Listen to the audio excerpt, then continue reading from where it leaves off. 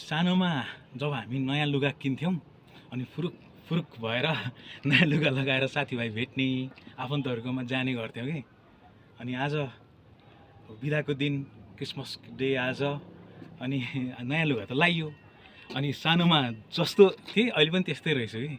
अनि अब कहाँ जाने कता जाने भएर अनि आफू बसेको ठाउँभन्दा अलि नजिक यो मिनी ग्रेट वालमा आइयो।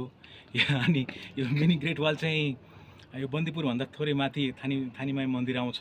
लगभग 15 मिनट्सको चाहिँ हाइकिङ गर्नुपर्छ। अनि त्यसपछि थानीमाईको तलपट्टि चाहिँ थोरै तल आइसकेपछि चाहिँ यो मिनी ग्रेट वाल अफ यो तनहुँ भनेर चाहिँ आउँछ। यो नयाँ हो र चाहिँ बनेको छ। पहिला पनि थियो तर यसरी चाहिँ यो व्यवस्थित थिएन। अहिले चाहिँ पुरा व्यवस्थित गरेको छ। अहिले एकदमै धेरै यसमा चाहिँ अब आन्तरिक पर्यटकहरू चाहिँ धेरै नै देखेँ मैले चाहिँ।